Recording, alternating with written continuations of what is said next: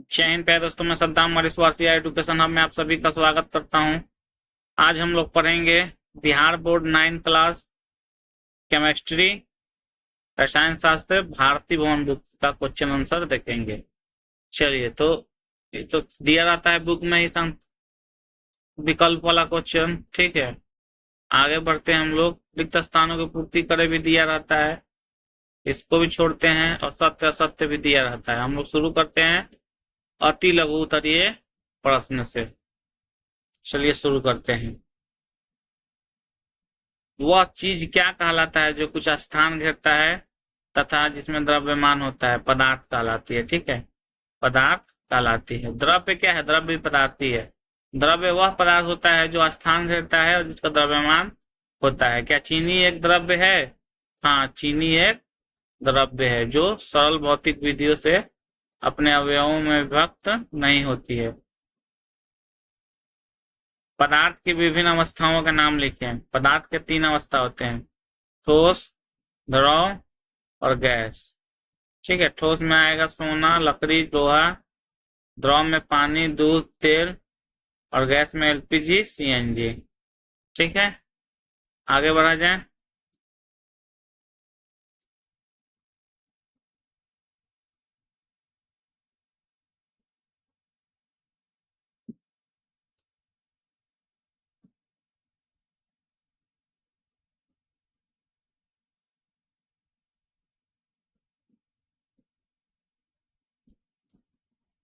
5 number question, पदार्थ द्वारा अधिकृत स्थान क्या कहलाता है? किसी पदार्थ का अधिकृत स्थान उसका आयतन कहलाता है। 10 डिग्री सेंटीग्रेड पर जल की भौतिक अवस्था क्या होती है?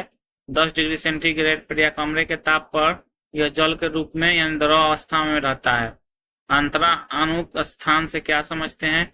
किसी भी पदार्थ के 2 कणों के बीच की दूरी को अंतरा अणुक स्थान कहते हैं। आगे बढ़े।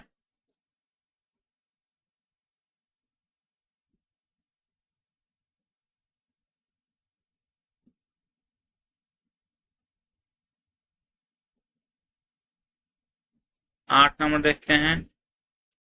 अंतराणुक स्थान आकर्षण बल क्या होता है? अंतराणुक आकर्षण बल क्या होता है? वह बल है जो अणुओं को आपस में बांधे रखता है या जोड़े रखता है। उन बलों को अंतराणुक आकर्षण बल कहते हैं। ठोस पदार्थ में बहाव क्यों नहीं होता? क्योंकि ठोस पदार्थ के कणों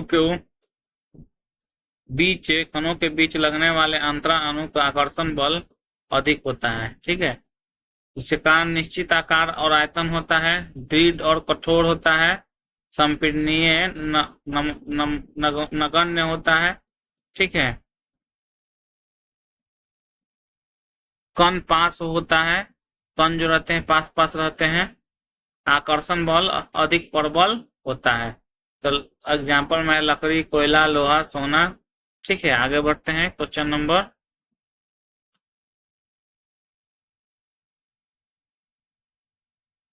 10 देखते हैं।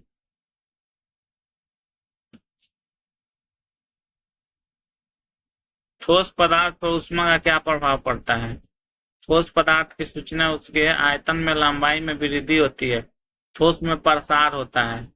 उस प्रक्रिया का नाम बताएं जिसमें किसी दूषित वस्तु की दुर्गंध उसके चारों ओर वायु में फैल जाती है।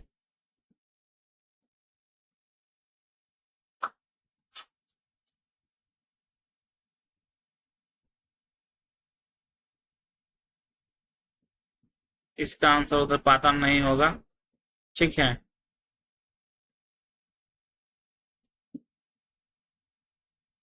गलत है, ये उदरपातन लिखा हुआ। चलिए, तो 11 नंबर क्वेश्चन को देखते हैं। गलत आंसर था उसका। उस प्रक्रिया का नाम बताएं जिसमें किसी दूषित वस्तु की दुर्गंध उसके चारों ओर वायु में फैल जाती है। किसी दूषित वस्तु की गंध चारों ओर हवा में फैलने की प्रक्रिया को प्रसार कहते हैं, ठीक है। इस प्रक्रिया में गंध के कण हवा के साथ सभी दिशाओं में फैलते हैं। गंध के कण बेहतरीन ढंग से चलते हैं और आसपास की हवा में फैल जाते हैं। गंध के अणु हवा के साथ फैलते फैलते हैं और वायु के छिद्रों की गति के साथ पहुंच जाते हैं।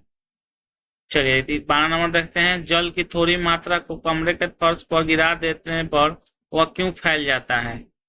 जल की थोड़ी मात्रा को। ठीक है, पानी एक द्रव्य है और द्रव्य पदार्थों में बहने की प्रवृत्ति होती है, इसलिए जब पानी की थोड़ी मात्रा को फर्श के कमरे के फर्श पर गिराया जाता है तो वह फैल जाता है। इसके अलावा पानी के अणुओं में आसंजक बल होने की वजह से भी पानी फर्श पर फैलता है। 10 डिग्री और 25 डिग्री किस ताप पर जल का वाष्पन अधिक होता है?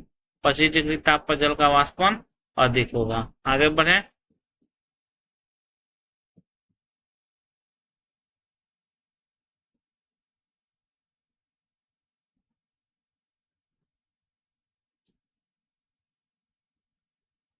किस द्रव के क्वथनांक पर वायु के दाब का प्रभाव पड़ता है? किसी द्रव्य का क्वथनांक वह ताप है जिस पर द्रव के भीतर वाष्प दाब द्रव की सतह पर आरोपित वायुमंडलीय दाब के बराबर होता है। यह वायु दाब के साथ परिवर्तित होता है। 15 नंबर देखा जाए, सामान्य दाब पर एक पदार्थ क्वथनांक कमरे के ताप से कम है, बताइए कि पदार्थ की भौतिक अवस्था क्या होगी? द्रव होगी। किसी पदार्थ के द्रव्यनांक की परिभाषा लिखे। जिस ताप पर कोई पदार्थ पिघलकर द्रव के रूप में परिवर्तित होता है वह ताप उसका द्रव्यनांक कहलाता है। क्या होता है जब जल को 0 डिग्री तक ठंडा किया जाता है? जल को 0 डिग्री तक ठंडा किया जाता है तो वह बर्फ के रूप के धारण कर लेता है। गैस का कठोर करने पर क्या होता है?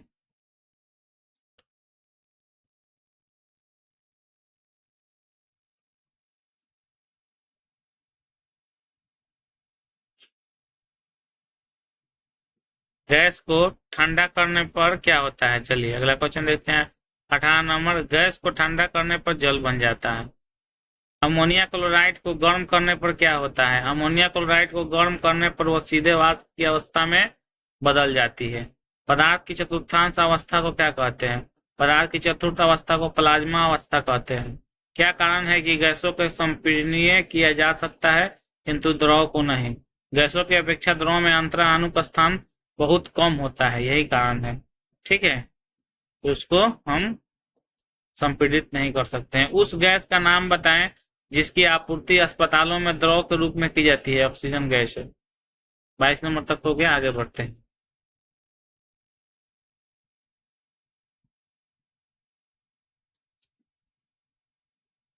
किसी पदार्थ का ताप 35 डिग्री है तो केल्विन स्केल में इसका क्या ताप होगा? 308.15 केल्विन होगा। ठीक है, 24 नंबर क्वेश्चन देखते हैं।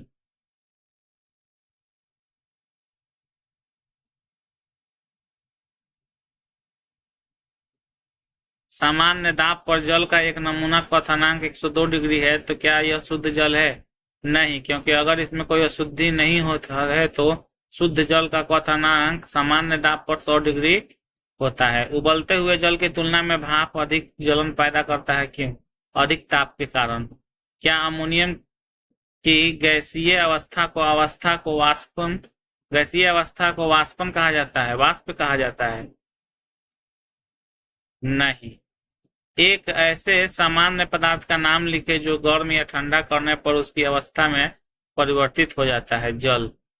ठीक है, एल्कोहल और ईथर में किसका वाष्पन तीव्रता से होता है? ईथर का। चलिए अब लघु उत्तरीय प्रश्न देखने की बारी आ गई, देख लेते हैं।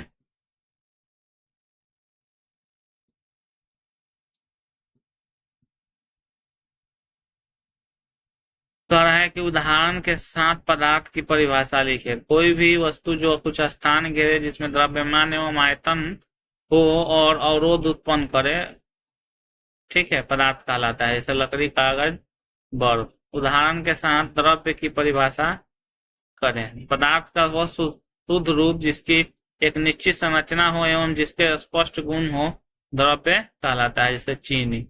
ठोस एवं द्रव में कोई अंतर लिखें। ठीक है, ठोस पदार्थ की आकृति निश्चित होती है, इसकी आकृति अनिश्चित होती है। ठोस पदार्थ में बहाव की प्रवृत्ति नहीं होती है, द्रव पदार्थ में बहाव की प्रवृत्ति होती है। ठोस पदार्थ के द्रव्यनांक एवं क्वथनांक प्रायः क्या होते हैं? नीचे चला गया है। देख लेते हैं। उच्च होते हैं, ठीक है। इसका ग नंबर हो जाएगा द्रवों के द्रव्यनांक और क्वथनांक प्राय कम होते हैं, ठीक है। 4 नंबर क्वेश्चन देखते हैं।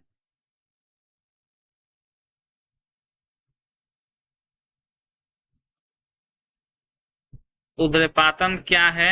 किन्हीं 3 द्रव्यों के नाम लिखे जो गर्म किए जाने पर उर्ध्वपातित हो जाते हैं।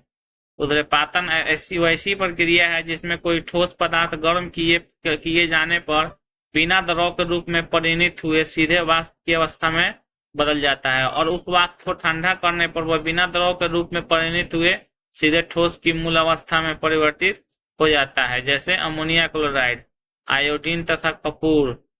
द्रव के हिमांक से आप क्या समझते हैं? उत्तर, वह ताप जिस पर कोई पदार्थ द्रव की अवस्था से ठोस अवस्था में परिवर्तित होता है द्रव का हिमांक कहलाता है, और यह प्रक्रिया द्रव का जमना कहलाती है। द्रवण की गुप्त ऊष्मा क्या है? द्रव्यनांक पर किसी पदार्थ के ठोस अवस्था से द्रव अवस्था में परिवर्तित होने पर जितनी ऊर्जा अवशोषित होती है उसे द्रव्य की गुप्त ऊष्मा कहते हैं। वाष्पन की गुप्त ऊष्मा से आप क्या समझते हैं? क्वथनांक पर किसी द्रव के गैस में परिवर्तित हो जाने पर जितनी ऊष्मा का अवशोषण होता है उसे वाष्पन की गुप्त ऊष्मा कहते हैं। देखा जाए 7 तक हो गया, 8वां देखा जाए।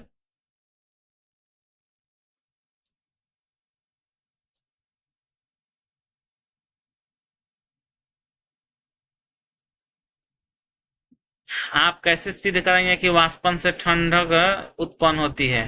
कांच के एक गिलास में बर्फ के कुछ टुकड़े भर ले। गिलास के चारों तरफ फैले हुए वायु से बर्फ ऊष्मा ग्रहण कर पिघलने लगती है। वायु में उपस्थित जलवाष्प ठंडा होने लगता है और अंत में गिलास के बाहरी दीवारों पर जल की बूंद के रूप में संघनित हो जाता है, ठीक है। 9 नंबर क्वेश्चन देखते हैं।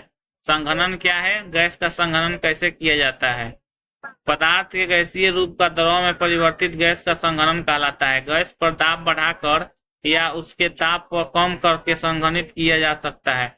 गैस पर दाब बढ़ाने पर गैस के कण परस्पर काफी निकट आ जाते हैं जिससे आंतरिक स्थान घट जाते हैं। ऐसा होने से गैसों के कणों के बीच अंतर आणविक आकर्षण बल काफी बढ़ जाता है, जिससे गैस द्रव के रूप में परिवर्तित हो जाता है। वाष्पन और क्वथनांक में अंतर स्पष्ट करें। चलिए देख लेते हैं 10 नंबर क्वेश्चन।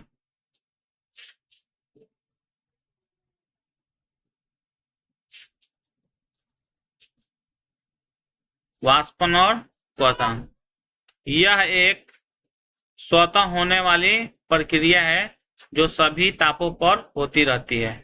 यह एक निश्चित ताप पर ही होता है जिसे क्वथनांक कहते हैं।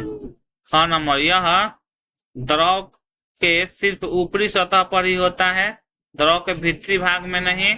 यह संपूर्ण द्रव में होता है जिसमें द्रव के भीतरी भागों से बुलबुले निकलते रहते हैं, ठीक है। तो 11 नंबर क्वेश्चन देखा जाए।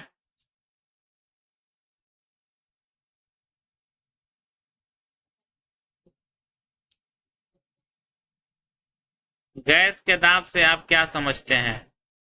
बर्तन की दीवारों के प्रति इकाई क्षेत्रफल पर गैस के कणों द्वारा आरोपित बल गैस का दाब कहलाता है। ठोस पदार्थों की आकृति और आयतन निश्चित क्यों होता है? ठोस पदार्थ की आकृति और आयतन निश्चित होते हैं क्योंकि ठोस पदार्थों के कण एक दूसरे के निकट आ जा सकते हैं, ठीक है, और ना दूर ही जा सकते हैं। निकट आ सकते हैं ना दूर ही जाते हैं। अतः ठोस पदार्थ की आकृति कायम रहती है और इसी कारण उसका आयतन भी स्थिर रहता है। द्रव का वाष्पन कैसे होता है? द्रव के कण अनवरत गमन करते तथा परस्पर टकराते रहते हैं। वायु में खुला छोड़ देने पर वे वायु के कणों के साथ भी टकराते रहते हैं। इसी अवस्था में द्रव की सतह वाले द्रव कण अतिरिक्त ऊर्जा प्राप्त कर लेते हैं। इनकी ऊर्जा इतनी बढ़ जाती है कि इन पर द्रव के भीतरी कणों के आकर्षण बल समाप्त हो जाता है। फलतः यह कण जल की सतह को छोड़कर वाष्प में परिवर्तित होकर वायु में चले जाते हैं। पदार्थ की प्लाज्मा अवस्था की क्या उपयोगिता है? 14 नंबर क्वेश्चन देखा जाए।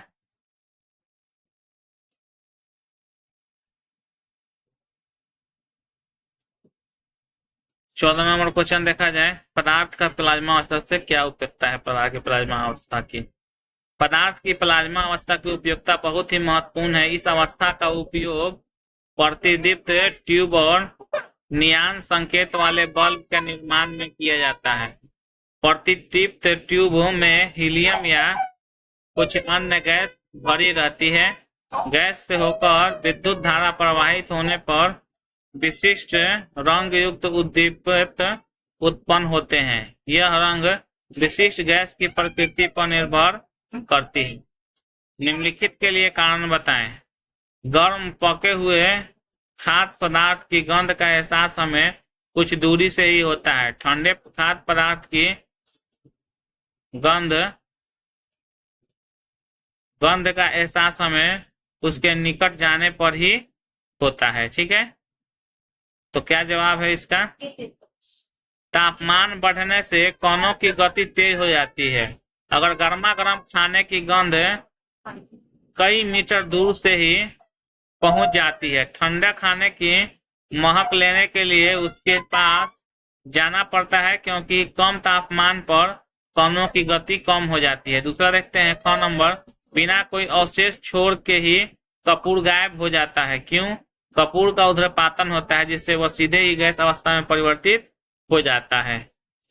और आगे बढ़ते हैं।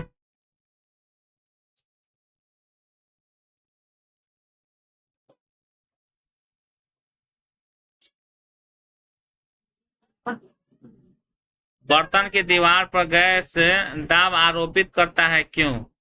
गैस के अणु बहुत तेज गति से इधर उधर घूमते रहते हैं, जिससे बर्तन की दीवारों पर टकराकर दबाव डालते हैं। क्वथनांक पर द्रव का ताप स्थिर रहता है। क्यों?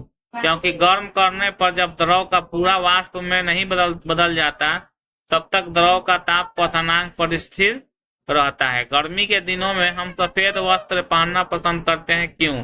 काली या गाढ़े कलर वाली वस्तुएं सफेद या हल्के रंगों वाली वस्तुओं की तुलना में अधिक मात्रा में ऊष्मा का अवशोषण करती है। इसलिए गर्मी के दिनों में लोग सफेद वस्त्र पहनना अधिक पसंद करते हैं। द्वितीय प्रश्न आ रहा है, ठोस, द्रव और गैस में अंतर स्पष्ट करें। देखते हैं।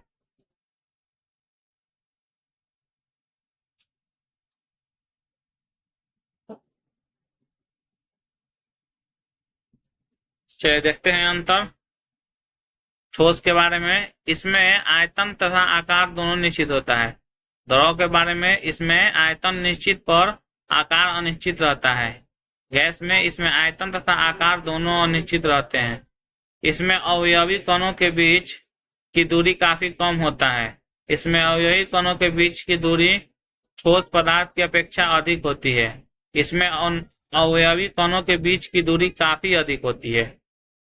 इसमें अवयवी कणों के बीच के आकर्षण बल काफी अधिक होता है। इसमें अवयवी कणों के बीच का आकर्षण बल ठोस पदार्थ की अपेक्षा कम होता है। इसमें अवयवी कणों के बीच का आकर्षण बल काफी कम होता है। अवयवी को में रेखीय गति नहीं होती है। अवयवी कणों में रेखीय गति कम होता है और अवयवी कणों में रेखीय गति बहुत अधिक होता है। यह सबसे कम ऊर्जावान होती है। यह ठोस की अपेक्षा अधिक ऊर्जावान है। यह सबसे अधिक ऊर्जावान है। यह सबसे अधिक अस्थायी है। यह ठोस की अपेक्षा कम अस्थायी है। गैस के को अधिक दबाया जा सकता है।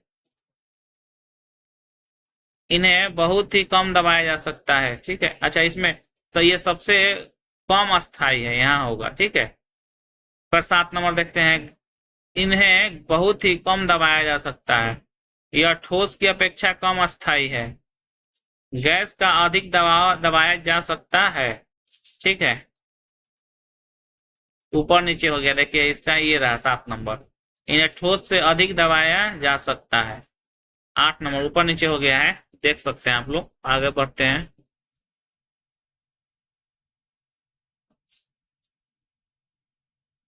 8 नंबर देख सकते।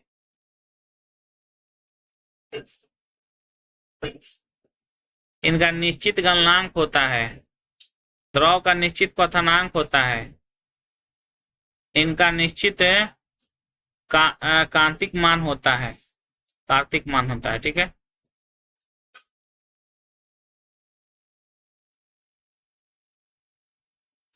अणुओं के बीच की रिक्त स्थान बहुत ही कम होता है,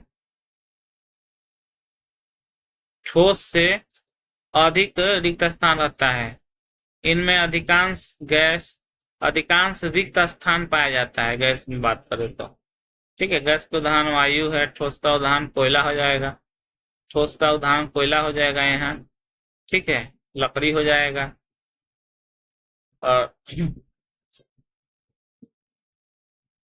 यहाँ द्रव हो जाएगा, द्रव जल हो जाएगा, पानी।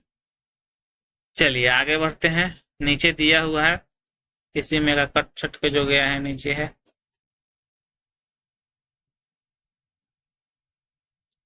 उदाहरण दिया हुआ है, देख सकते हैं लोग। चलिए दूसरा क्वेश्चन देखते हैं।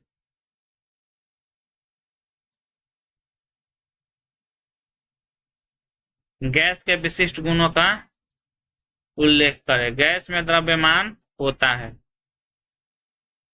इनके अणु द्रवों और ठोस पदार्थ की तुलना में एक दूसरे से दूर दूर होते हैं। गैसों का आकार और आयतन निश्चित नहीं होता है, इन्हें दबाकर इसका आयतन कम किया जा सकता है। गैसों को द्रव अवस्था में बदला जा सकता है, इसे गैसों का द्रवण कहलाता है। ठीक है, तो अगला पॉइंट देखते हैं। क्या वायु को संपीड़ित किया जा सकता है? एक कार्यकलाप के साथ वर्णन करें। 10 ml का एक सिरिंज ले, सिरिंज के मुंह को रबर के काग में घुसाकर बंद कर दे, वायु संपीड़ित होता है। अब सिरिंज के पिस्टन को बाहर निकाल ले ताकि संपूर्ण सिरिंज के अंदर वायु प्रवेश कर जाए। अब पिस्टन का पुनः सिरिंज में घुसा दे। ठीक है, पिस्टन फिर से सिरिंज में घुसाना है। बस हाँ, ध्यान रहे कि पिस्टन में कोई रिसाव ना रहे, बल्कि वो वायु रुद्ध हो। इसके लिए आवश्यक हो कि पिस्टन के चारों तरफ थोड़ा वैसलीन लगा दे। ऐसा करने से सिरिंज के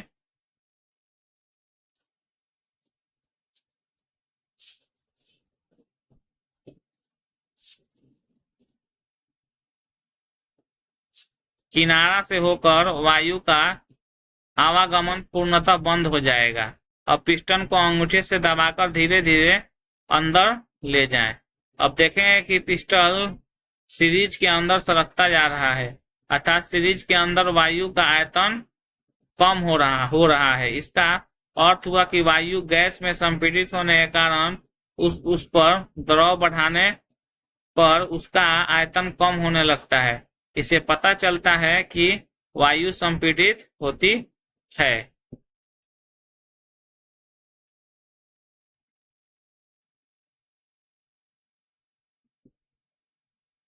अगला क्वेश्चन देखा जाए।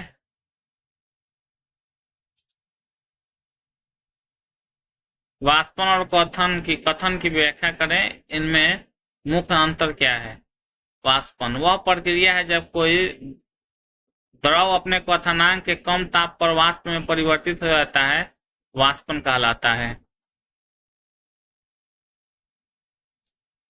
क्वथन जिस ताप पर द्रव उबलना प्रारंभ करता है उस ताप को द्रव का क्वथनांक कहते हैं, और यह प्रक्रिया कथन या उबालना कहलाती है। कथन और वाष्पन कथन जो ऊपर वाला है ना, तो वही यहाँ भी टेस्ट कर दिया गया है, देख सकते हैं लोग। ऊपर क्वेश्चन था एक लघु उत्तरीय में, वही वाला यहाँ पेस्ट किया गया है। ठीक है, 5 नंबर क्वेश्चन पे आते हैं।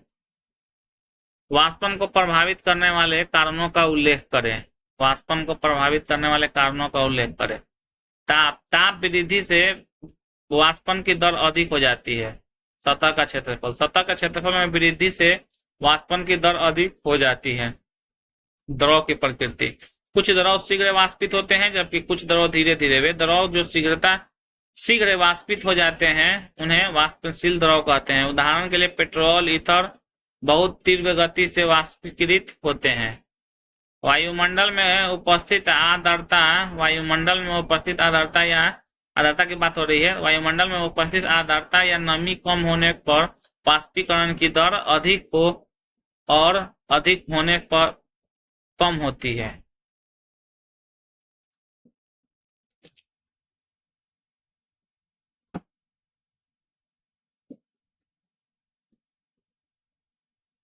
वायु की गति, जब वायु की, हाँ वायु गति की बात कर रहे हैं, जब वायु की गति बढ़ती है तो वाष्पन की दर बढ़ जाती है। 6 नंबर, एक कार्यकलाप का वर्णन करें, बताएं कि द्रव को वाष्पन से ठंडक उत्पन्न होती है।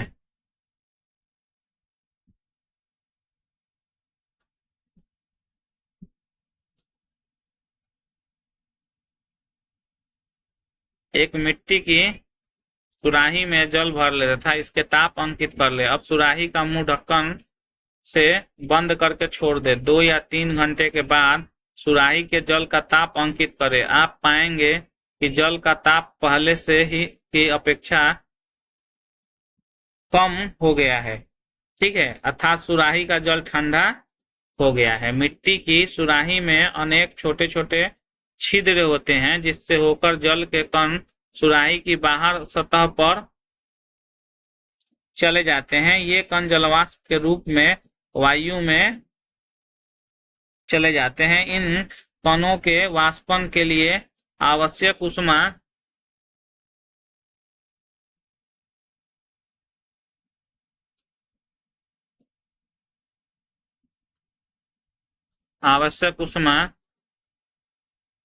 सुराही के जल से प्राप्त होती है, जिससे सुराही का जल ठंडा हो जाता है। कहा जा सकता है कि द्रव के वाष्पन से ठंडक उत्पन्न होती है। किसी कार्यकलाप का वर्णन कर बताएं कि काली वस्तु सफेद वस्तु की तुलना में ऊष्मा का अधिक अवशोषण करती है। विभिन्न पदार्थों का ऊष्मा की गति आचरण अलग अलग होते हैं। गर्म स्थानों में रख दिए जाने पर ये समान रूप से ऊष्मा का अवशोषण नहीं करते हैं। ऐसा पाया गया है कि काली या गाढ़े रंग वाली वस्तुएं सफेद के हल्के रंग वाली वस्तुओं की तुलना में ऊष्मा का अवशोषण अधिक मात्रा में करती है। निम्नलिखित प्रयोग द्वारा आप आसानी से समझ जा सकता है ऊष्मा का अवशोषण।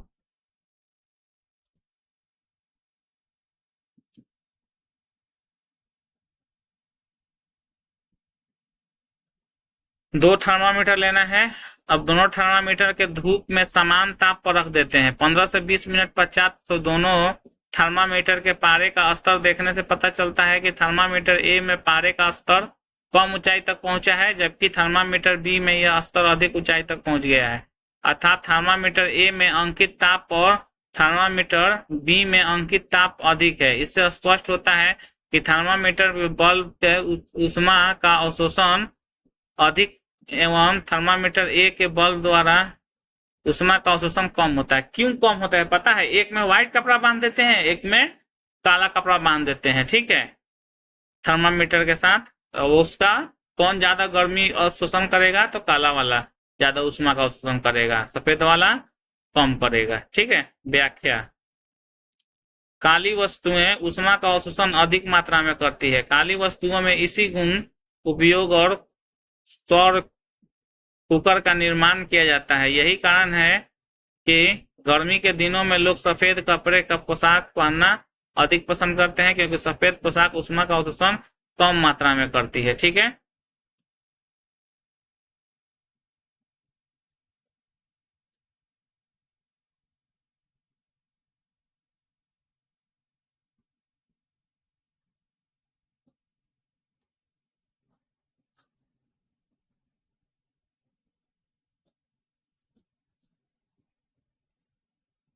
चलिए उसमें 7 नंबर क्वेश्चन में लिख सकते हैं। एक में हमने काला कपड़ा बांध दिया थर्मामीटर में, और एक में हम लोगों ने ब्लैक कपड़ा बांध दिया। ब्लैक वाला अधिक गर्म हुआ सेम टाइम में, और व्हाइट वाला कम हुआ। पदार्थ की प्लाज्मा अवस्था पर संक्षिप्त टिप्पणी रखिए। वर्तमान में वैज्ञानिकों ने पदार्थ की एक नई अवस्था का आविष्कार किया है जिसे प्लाज्मा अवस्था कहते हैं। प्लाज्मा अवस्था अब तक ज्ञात पदार्थों की तीनों अवस्थाओं ठोस, द्रव, गैस में भी किसी के साथ समानता नहीं रखता है। इसलिए इसलिए इसे पदार्थ की चतुर्थ अवस्था कहते हैं। प्लाज्मा अवस्था में पदार्थ अत्यधिक आयनीकृत गैसों के रूप में रहता है। इसमें पदार्थ के कण और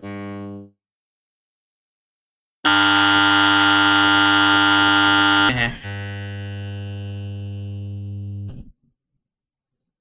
का उपयोग प्रतिदीप्त ट्यूब और नियॉन संकेत वाले बल्ब के निर्माण में किया जाता है। ठीक है, प्रतिदीप्त ट्यूब में हीलियम या अन्य गैस भरी रहती है। गैस से होकर विद्युत धारा अधिक प्रवाहित पर विशिष्ट रंग युक्त उद्दीप्त प्लाज्मा उत्पन्न होते हैं।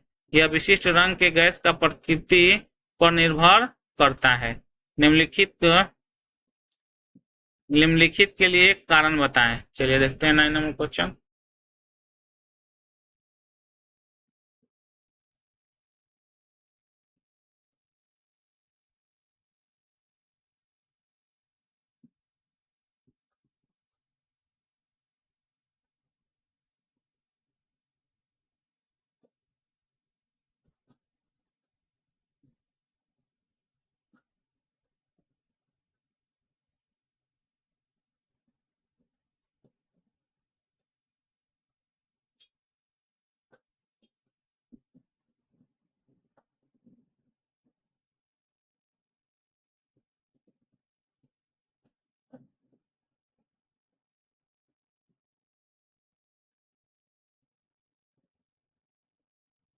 टेक्निकल प्रॉब्लम आ गई है, देख लेते हैं।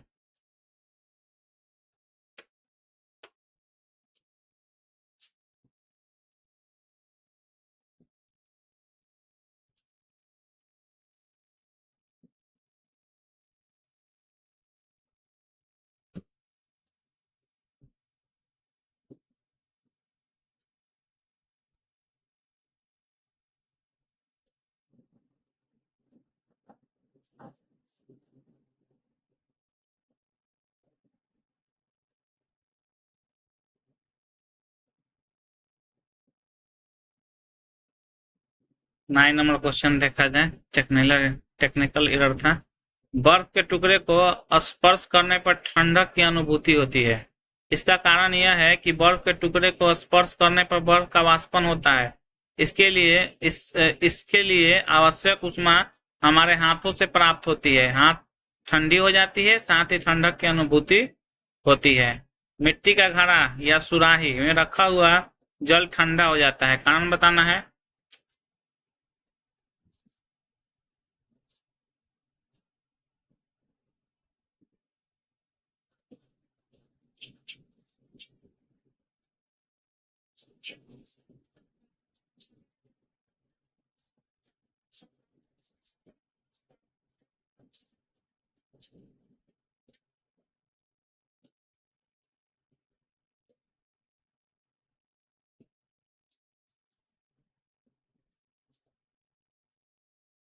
चलिए देखते हैं क्वेश्चन नंबर। मिट्टी की घड़ा या सुराही में रखा हुआ जल ठंडा हो जाता है। मिट्टी की सुराही में अनेक छोटे छोटे छिद्र होते हैं, जिनसे होकर जल के कण सुराही के बाहरी सतह पर चले जाते हैं। ये कण जलवाष्प के रूप में वायु में चले जाते हैं।